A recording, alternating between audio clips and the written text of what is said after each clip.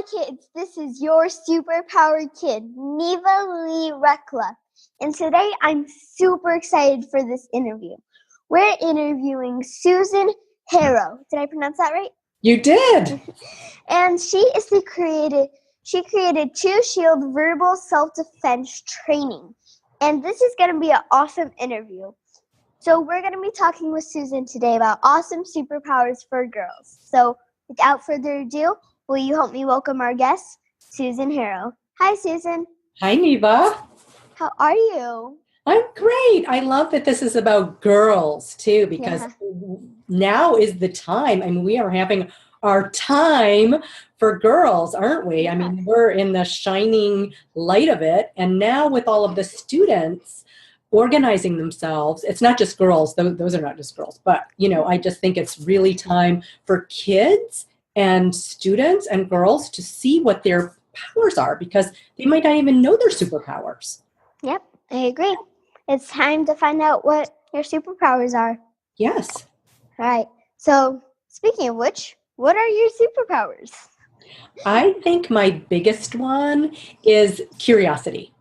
I would say that I really love knowing and understanding people. So some people might say I'm a little nosy. I've definitely been called nosy. But I remember when I was at this place called Maya Kaimas, and I was really intrigued by this woman who was an artist. I was a little intimidated by her, and I really wanted to talk to her. And when I started talking to her, I was just fascinated. And she leaned into me and she said, "Oh my God, you are not actually just waiting for me to stop so you can talk.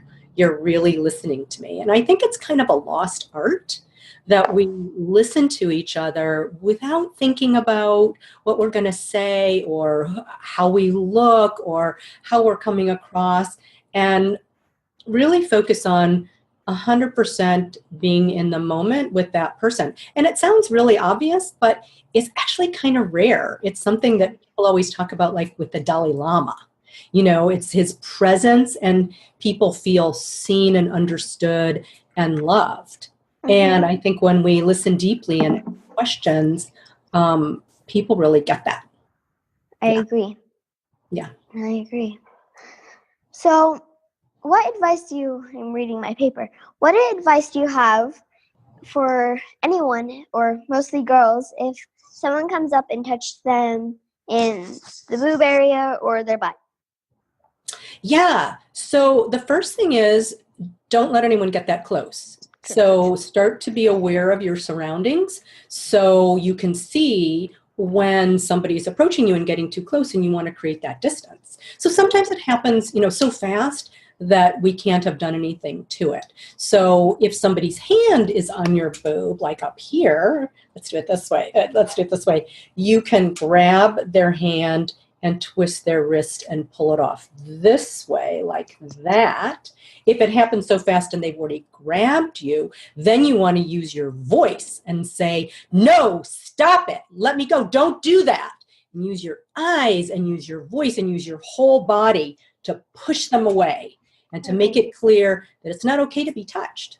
True. I agree. Or you could also use pinky grab. I saw that on your video. Yeah, the pinky grab. Yeah, I actually grabbed the whole hand, but you can definitely grab just the pinky and pull it, because that's really, any girl can do that. It doesn't take strength or skill. So you grab the pinky and twist it like this, and ow, ow, ow, ow, ow. That really hurts. Yeah. But also you have to make sure, to ask them first to see if they were doing it intentionally or if it was like they bumped into you, That's a judgment call. You're right. Like sometimes you go, oh, if somebody accidentally brushed your butt or your boob, you're not going to do that, right? Yeah. And so you can usually tell if it's intentional and if it's an accident, or if they just pretended that it's an accident. Yeah. We don't want to let that go. If it's accident. Yeah, you want to address it. Yep. Because I was watching the video that you made about the pinky grab. Uh-huh. And because you need to go gentle, because if it's because you don't know if it's an accident. Because if it's because if it's someone attacking you, you can easily break their pinky. That's exactly right. Yeah, but it's different if it's a bump in, you know. You want to use the appropriate force necessary. So if it's a friend of yours and a guy who just did it, to be funny, you want to just, make sure that it hurts a little. You obviously don't want to break somebody's finger in that case, just to get the message across. Yeah. So it's using common sense about that. There's not like only one way to do it. And that's one of the issues that's going on in the Me Too movement right now, right? It's like the punishment should fit the quote unquote crime. So it's not the same thing somebody accidentally brushing your boob as it is being sexually assaulted or doing something, much greater than that. So we really need to take that into consideration and use our common sense. I agree, because doing it because they think it's funny, that's not okay. They deserve to know that. That's exactly right. And so that's more education than it is like punishment that you're going to call the police. After. Yeah. I agree. So what advice do you have for people if a bully threatens them for some reason, like threatens them that they're going to hurt their family or hurt someone they care about? What advice do you have? Yeah, that's a great question, because I think that happens more and more. One of the first things that you want to do is don't give it any energy. And that might sound counterintuitive, but the more that you engage, the more the energy is exchanged between you. Exactly. Yeah. So the less that you just even just ignore it, like you didn't even hear it, that's one of the most effective ways to stop, because there's not any reinforcement from the bully. Because if they get any kind of reaction from you, whether it's positive or negative, that's still energy exchange. Exactly.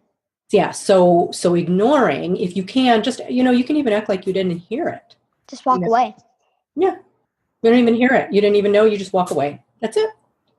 Just go find one of your friends and talk to them. That's exactly right. That's a great point, too, to not just stand there. You don't just walk away or just turn away. You go and you do something, and you go about your business, and you take your body and your mind and your spirit off into another direction that has nothing to do with them. Exactly. And I was watching a video, and it was your video where you shared the story about the blind person who went in for a hug. Yes. At the cafeteria. And it reminded me of a time where there was this one woman who was attracted to my energy. And so whenever she saw me, she had to hug me. And I would give my mom a massage or hide behind her chair, because being hugged all the time isn't that fun, Especially by people you don't know or you don't like that well, right? Yeah, exactly. But I liked what advice you were giving. Just say no, thank you, and you can walk away, or you can just walk back, or do act like you're gonna give them a handshake. Just go. That's right. Yeah. And that's creating the distance, and that's really important, because like what you said, it doesn't matter who it is. If you don't want it, you have every right to say no, even if you're a relative. Yep. If you don't want to be hugged by a relative in that moment, that is your right. And it's your body, and it's your decision at all times. Even if other people say to you, "Oh, Neva, what's wrong with a little hug?" Or it's your uncle, or it's your priest, or it's your teacher. You can stand your ground and say, "No, thank you." Yep, yeah. Even if it's your best friend, or your friend. If it's your cousin, and that's everyone around, and they go up to hug you, and you go, "No, thank you, I don't want to hug right now." Right. And everyone around you saying, "Oh, why aren't you giving them a hug? They're your cousin. It's your right, your boundaries. You don't have to be hugged if you don't want to be hugged." And you don't have to give any kind of excuse either. You don't need to add anything. Once you've made your statement, no, thank you. Again, you gave the advice to turn around and walk away, go do something else. Don't hang around in that area to get into a conversation. Because again, that's an engagement in energy. Once you've said your piece, go off and do what it is you want to do, so you don't have to continue the conversation. I agree.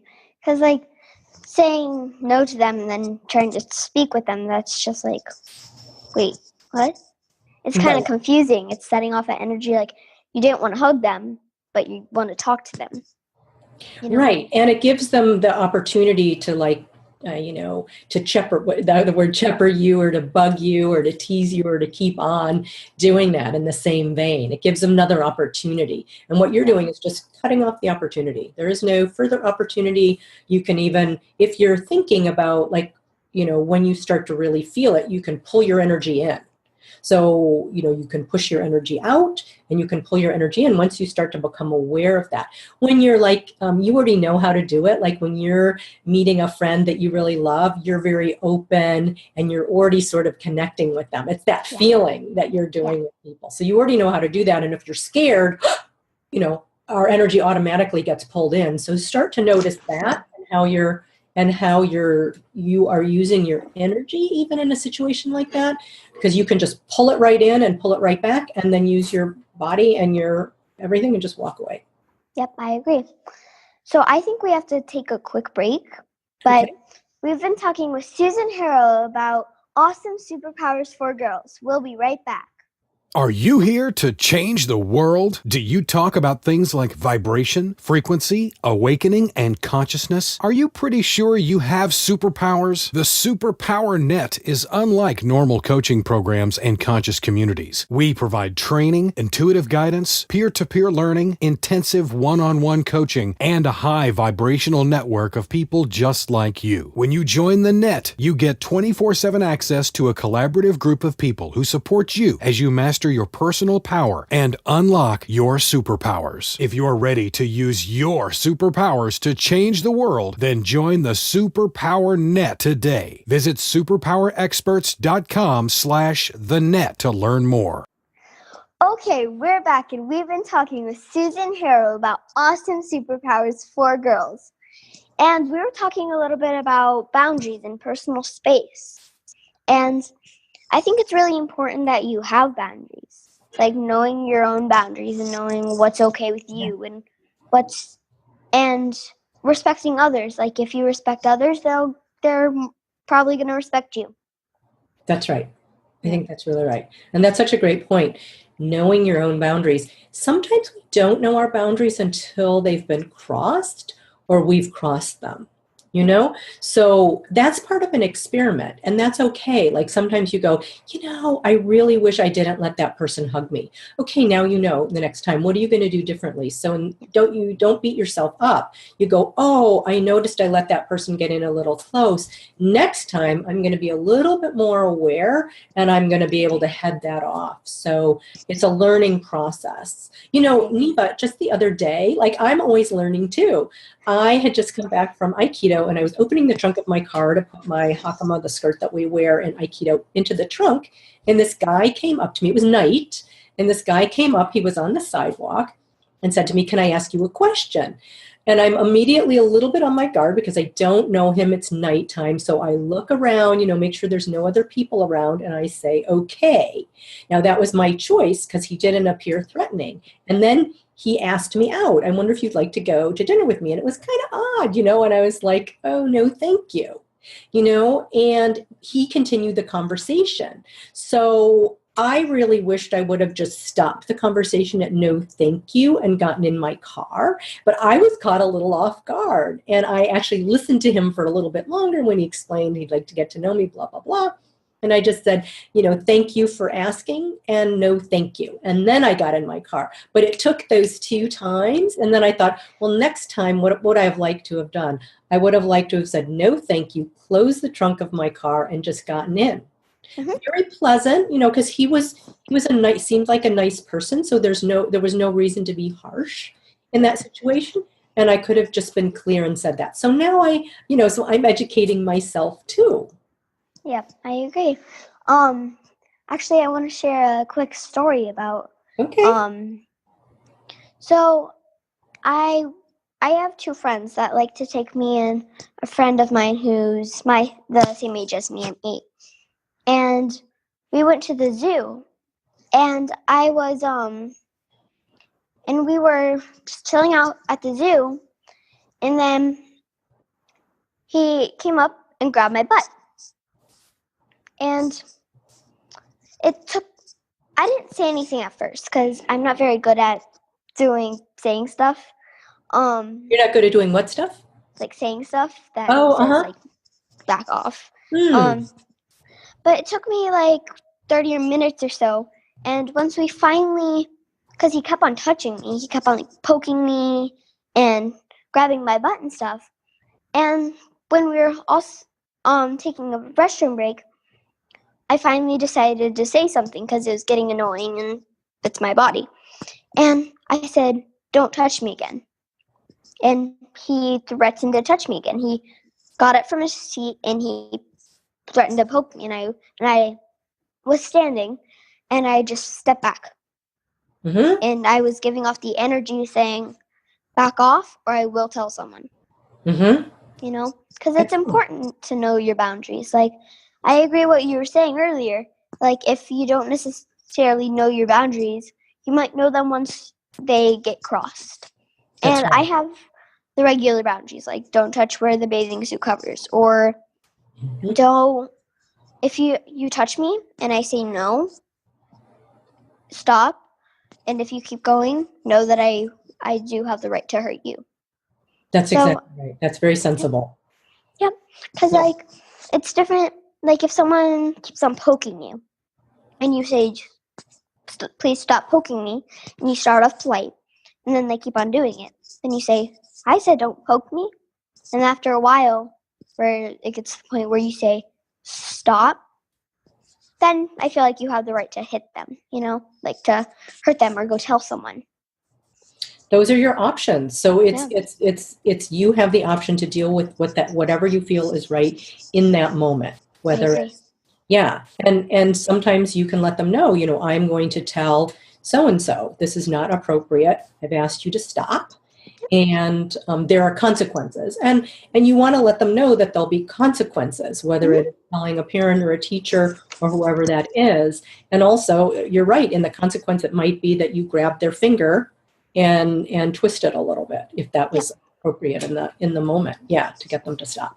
Mm-hmm. I agree, because it's like, because I wouldn't, like, it's, if they go get their parents and say, "I'm going to tell you to my parents," and you're going to get you in huge trouble. So if one of my things I tell my friends is, if they're scared that a total stranger or their friend's parents can tell them what to do, I look at them and say, I don't listen to people unless my parents have gave them permission to tell me what to do. And then they're like, "Oh, you're right. They can't tell me what to do." Because, like, and that's why it wouldn't bother me if they went and got their parents, you know? Because you can simply just walk away. That's one of the biggest things is, if someone is bugging you, just leave. Take your energy, your spirit with you and leave. Go find someone else. Mm-hmm. Mm-hmm. Mm-hmm. That's an excellent, that's a great point, Neva. And also, I love that you said, you don't have to listen to anyone else's parents or a stranger, because they don't have the power over you unless you've spoken to your parents, like you said, and you know that that's something that, and even then, that doesn't mean that adult is always right. That's something that you would want to check in with your parents about. Oh, so-and-so's parents wanted me to do this and I complied. And do you agree with that? Did you give them permission? And you might even want to just call your parent on the spot to check it. So that's your ultimate right as well, to check in with your parents on the spot. And I think also that comes to a point about, who do you trust? Exactly. I was just going to say that. Yeah. Mm-hmm. So it may be someone else's parent, but that doesn't necessarily mean that you trust them. Yeah, just because they're an adult doesn't mean that they automatically earn your trust. Yep. Mm-hmm.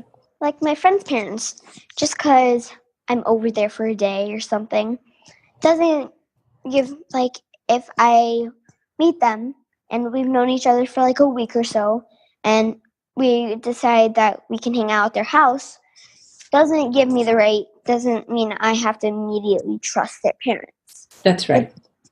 because like I like being polite if people are watching me, or I have a babysitter or something, because I know they're in charge and I'm supposed to listen. But if I'm out in public and I'm somewhere that I'm okay, I know that there's everyone around me is watching, I stand up and I say, and I tell my friends, no, they can't tell me what to do. You can choose to listen to them. That's your choice. But my choice is to move on with my day and do what I'm doing.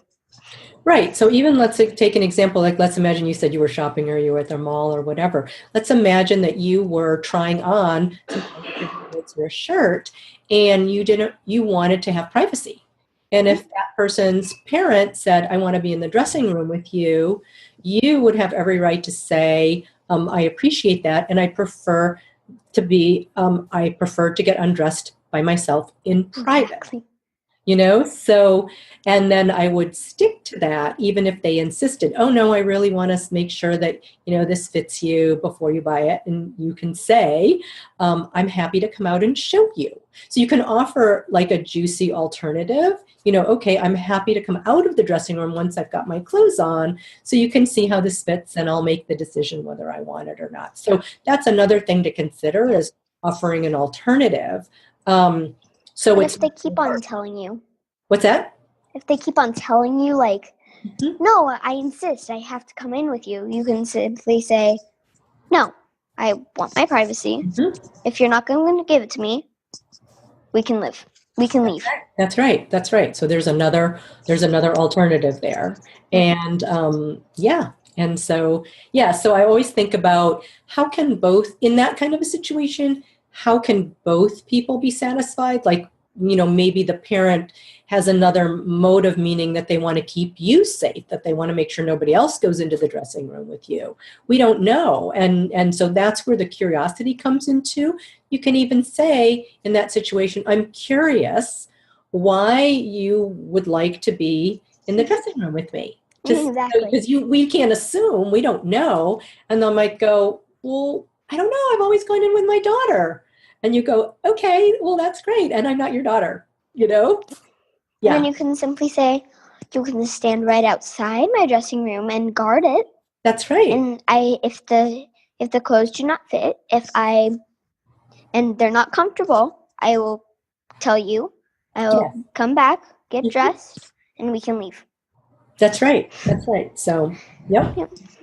Exactly, because privacy is really important. Even if people are saying, like, even if you're like in a changing room or someone else is watching you, that doesn't give them a right to come in with you if you want privacy. Person, it doesn't give the shop person the right to go in there either if they're just because you're because of your age. Yeah, because if you're a child or you're a teenager, that does not give them the right, So you want to be always aware of what feels comfortable to you. If you get any kind of twinge in your gut, like, I don't like this, to listen to that, really. Even if it's tiny, tiny, tiny, even if it's just like a feather over your head, listen to that, because that's our body smartness. That's our body, what's the word? It's our body smart. Our bodies are smart, and we want to rely on that and really respect that and continue to grow that, because that's what keeps us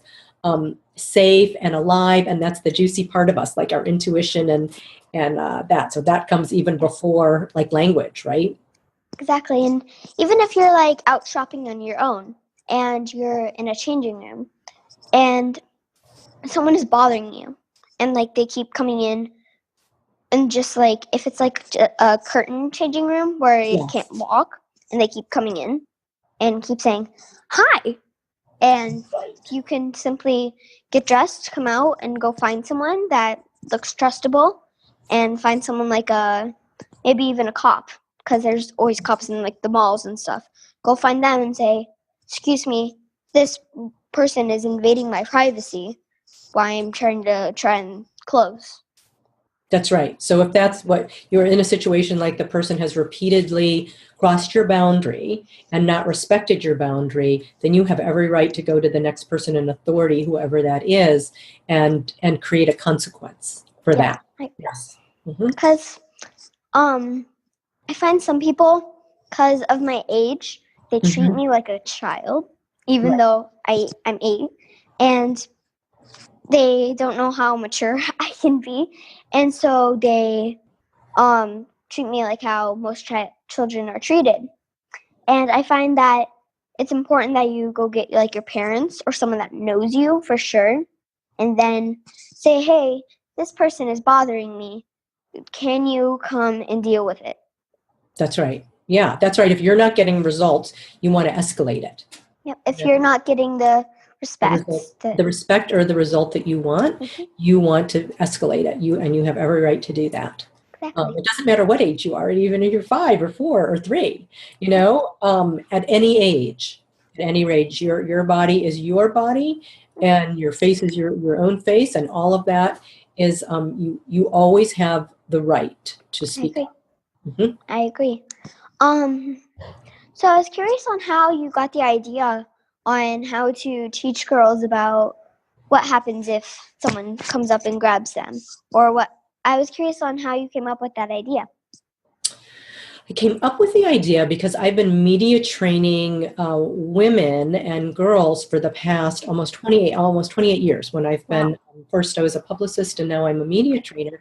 And what I noticed is that so many women had the quote unquote the disease to please, and also that they couldn't speak up for what they wanted, and that they consistently let people take advantage of them, whether it was just crossing a boundary or something much more serious, or even, in the case of publicity, like what we're doing now, if they, for example, like let's imagine you wanted to read a bio and you created a bio and talked about me, and I didn't like the way that you presented me, I have the right to say, you know what, Neva, I prefer that you say this instead of, yeah. And so what I noticed is that people your mom's age, my age, older, anywhere 18 and older, didn't feel comfortable expressing themselves. And so I thought, I want to start with girls like Neva's age, 8, 10, 12, and start saying, let's learn it now. Let's learn how to speak up and out. So by the time we get to be 12, 14, 16, 18, we're really comfortable establishing our boundaries, speaking out, protecting ourselves if we're in danger, and preventing any kind of assault, but also preventing any kind of being taken advantage of or not speaking up in the moment or as soon as we know. Like when you were talking about your friend who was poking you, like you didn't say anything in the moment. That's okay, because you couldn't for whatever reason. And then later you're like, okay, now I need to bring this up. So it's about shortening that cycle. Like, okay, it took you, maybe 10 minutes and a half an hour to do it. And then maybe next time he gives you one poke or one grab on the butt and you're like, no. So that's the part of the practice. And even if next time you get 3 pokes, say no. Instead of 10, that's fine. So it's whenever you learn to speak up, it's the important thing is to start to speak up and to make a habit of it and to start to just grow your awareness at all times of making sure that you say what you want, that you speak out, and that you're doing what you want. Because only one person has control over your words, your thoughts, and your actions. And nobody else has control over your thoughts either. Those are all yours. So your thoughts, your words, your actions, that's all you. And that is what you have control of. You don't have control over somebody else's behavior or how anybody treats you. You only have a choice of your response, whether it's mental, physical, verbal. Exactly. Yep. And one of the things my mom and I talk about it a lot is I talk about like how my space has been invaded. And your space has been invaded? Uh-huh. And I talk to her about that because I always share my stories with my parents. Like if I've been bullied, I come back when my parents have time and when I at the end of the day and I say, this is what has happened. And then I talk a lot about say if I don't know you very well, or even if I do, and I don't want you to be in my space, stay at least a foot away from me. Mm-hmm. And I talk about my space, your space. Mm-hmm. Because it's really important to ask for what you want and say, okay, this person is clearly getting on my last nerve and is touching me. You can clearly speak up and say, can you move? Can you get out of the way and Yes. stop touching me? Exactly. And like what you said before, you create the distance. So Exactly. so you notice, okay, this person keeps moving in too close. So now you know that you need to start moving back all the time, or moving sideways, or going into a different direction, or putting your hands up, whatever that is. So you can prevent that. So if somebody's starting to reach into you, up with your hands or moving their hands out of the way, so you can start to notice what the appropriate action is. And yes, you want to address their behavior, but your behavior is the most important. Like even if a teacher is starting to, touch your hair or something like this, you can move back and say, please don't touch my hair, right?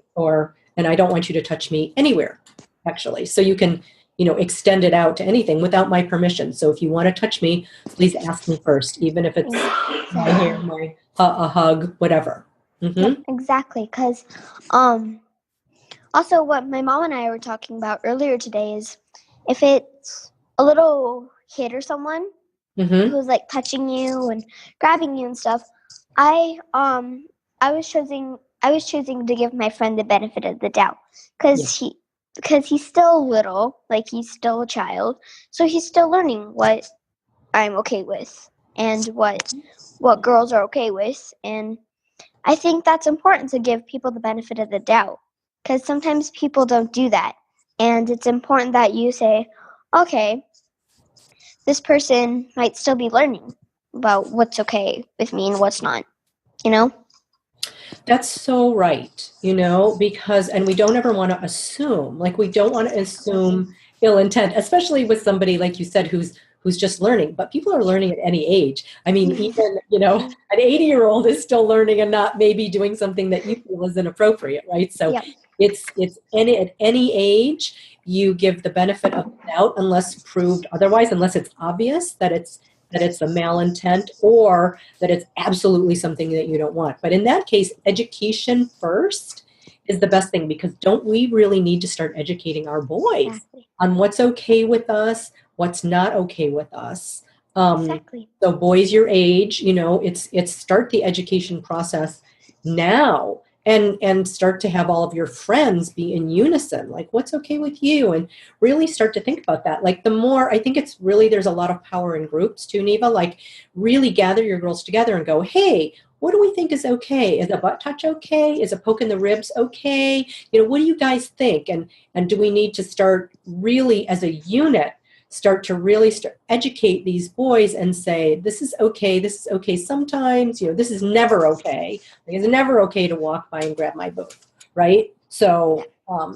but poking and teasing, that's up to you guys, and that's up to the situation, and it may be okay with one of your friends, and it may not be okay with another friend. And that's part of the education process, I think, between people and communication. And I definitely think girls do it all the time as well. Like, oh, you're right. Girls. Oh, you're absolutely right. Oh, yeah. So it's not just cross. Absolutely, it's your friends too. They might do something that you yank your hair or whatever that is. If you don't like it, speak up. Yep, you're exactly. Mm-hmm. And my mom and I were talking about like, what if there's these little girls who are going around trying to kiss this one little boy, and he's thinking, and it's not okay. It's don't. Yeah. And yeah, right. Like we're thinking, and we're talking about maybe he doesn't like girls. Maybe he likes boys. Right. You never know. And maybe he just doesn't want you to kiss him. Exactly. Maybe he doesn't like kissing, or you don't know. Yeah. So, right. Oh, I love that you're talking to your mom about all this stuff too. I think it's great if you can talk to your parents about this and open a conversation around it. All of you out there, to start talking to your parents and just have like what Neva's doing is doing role play. too, like explore situations. What if this, what if that, like here I do it. And you can actually play it. With the verbal self-defense course for girls, the most important thing is actually doing it. It's not reading about it or thinking about it. It's actually doing it, using your voice, using your action, and actually putting it into action. And that's one of the things that we're missing, because then you don't know what to do in the moment because you've never had it done and you've never done it. So if you've never shot a basket, you don't know what it feels like to poof, get the basket into a ball into the basket. Yeah. So to role play that with your friends, to role play that with your parents is super important to get it ingrained in your muscle and mental memory. So when it happens on the playground or in the classroom or wherever it happens, or in your home, then you have the instant reaction that you want, and you start to get skilled at that. That's super important. I agree. And one of the things you can do is in the moment, so you don't go home and thinking to yourself, why didn't I ask them if they came up and grabbed me? Why didn't I ask them if they intentionally did it or if they didn't? Because you can simply just ask and say, and if they don't answer, and if they answer and it's like a way that sounds kind of fishy and they're not adding on to the truth, you can simply say, I don't know if you're really telling me the whole story right now. Mm-hmm. And because I feel like you never need to immediately assume, because immediately assuming, like if your friend bumps into you on the subway and they accidentally like touch you, you could really hurt their feelings if you say, hey, because I'm automatically assuming it's not okay and it's not nice to your friend. Mm-hmm, mm-hmm. Yeah, so it's perfectly okay to say to them, hey, did you bump into me on purpose? Yeah, I agree. If so, it'd be great to say I'm sorry, and to not do it, to make sure you don't do it again. Yeah. Exactly. Mm-hmm. I actually want to share a video I watched. Oh, okay. So it was one of the videos you made about what to do if someone asks you to get the coffee. And I watched that. And even though I don't go to work, I still watched it. You will soon enough. But I loved how you're talking about don't give off the appearance of someone who's gonna get something for someone. Like, give off, like, if you're slouching and you're acting, like, tired, like you've been getting things for people all day, people might assume that you're gonna get them something. So acting tall, and I loved how you're talking about posture. And posture is one of the is kind of like giving off energy. Like if you're slouching, that's giving off like, oh, I'm so tired energy. But if you're standing up tall, that's giving people the energy that you're excited and you're excited to be doing what you're doing today. Mm-hmm. Mm-hmm. Yeah, I think, and that's a practice too, because some people, have that demeanor.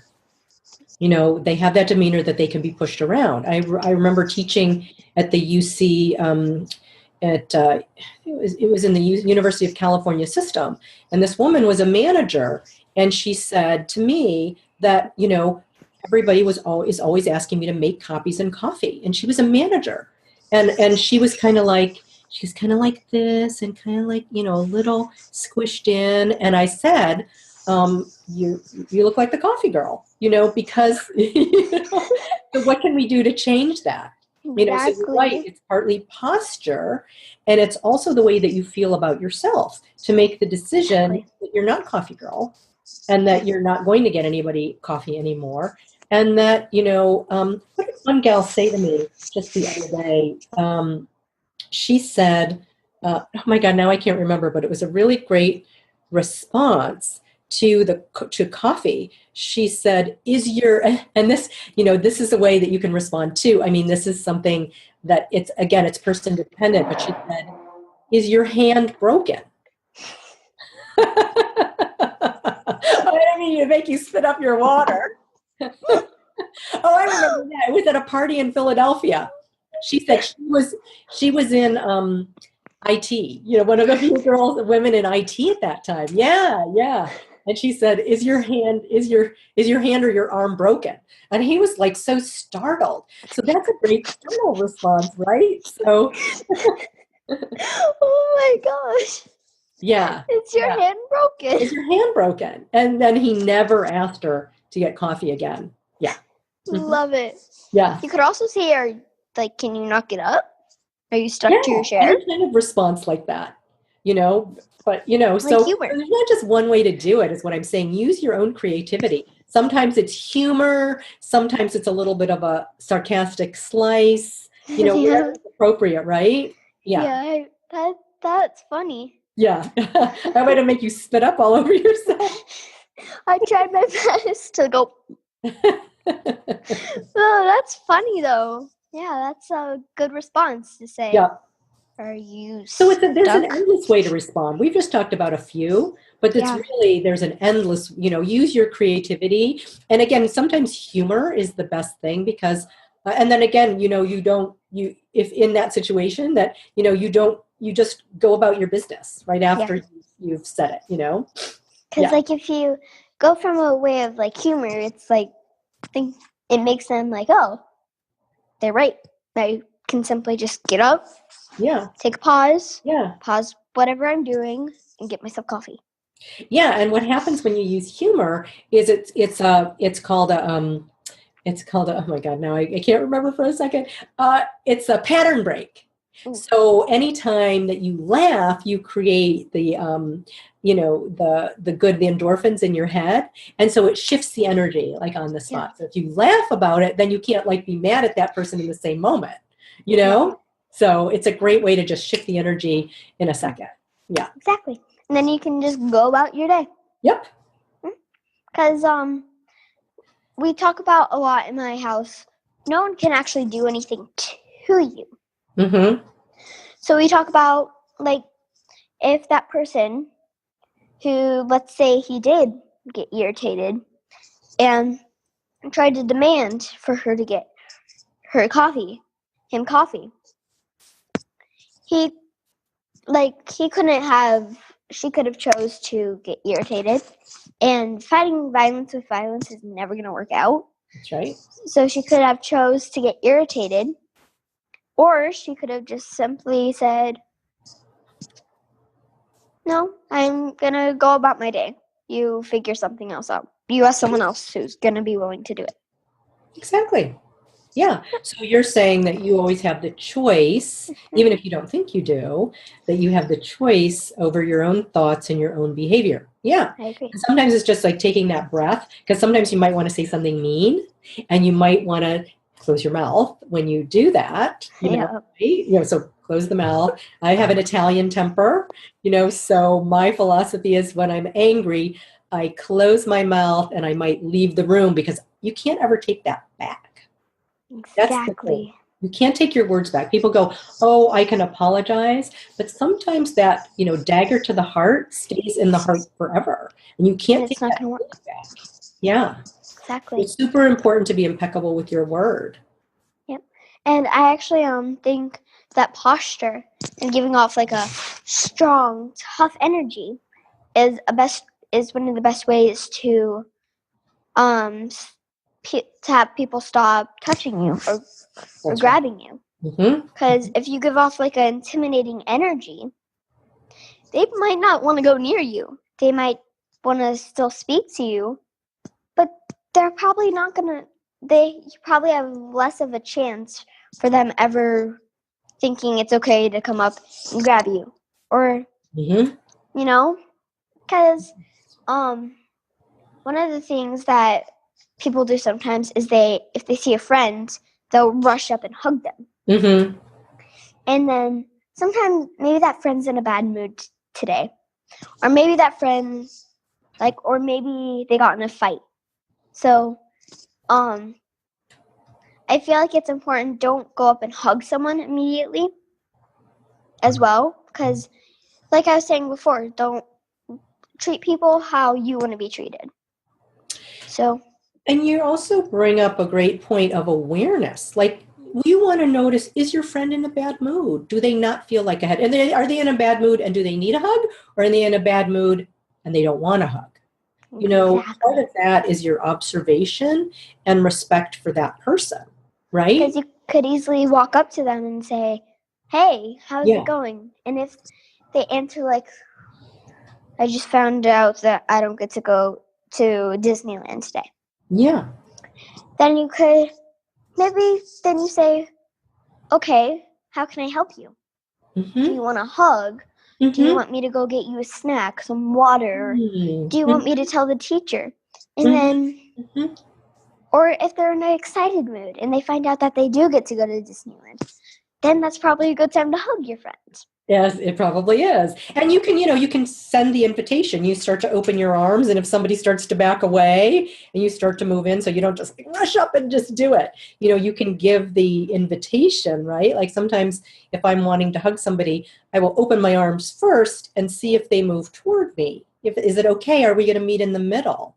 Right? That's the invitation. And if they don't take the invitation, like I got a massage from a new guy the other night, or, a healing, and I didn't really want to hug him afterwards. And so he was waiting for me to say, are we going to shake hands? Are we going to just speak? And I could see that he was waiting for my cue, which I really appreciated, and I just wanted to say, thank you very much. I didn't really want any more physical contact. And that's fine. It's not an insult. It's just that's what I was feeling in the moment, and that's what I was feeling about him. So it's not like my rule. It was just like that's what it was in that moment. Exactly. Two of us. And I also find that if someone doesn't want to hug you, don't take it personally. They just don't want to hug you right then. They could easily be in an awesome mood 30 minutes from now, and they might want to give you 1,000 hugs. So never take anything personally. And that's really hard for a lot of people. It's hard for me. You too? Yeah, me too. It's really hard. So that's also something to really practice, is like looking at ourselves, like what kind of story are we telling ourselves? Like is that a story? Do we have proof? And can we verify that with the other person, or my feelings were hurt, or I felt, sad that you didn't want to hug me. And then they can say, oh God, I was just in a really bad mood. I didn't want to be touched by anybody. And I still love you. I just didn't want to be touched in that moment. Exactly. So check in with your people too. But yeah, you don't take anything personally. And oh man, that's probably the biggest lesson of all time. Yeah. Don't take anything personally. Nothing. And people who don't want to be hugged, don't send out the vibe that you're mad at that one friend, because they could really take that like a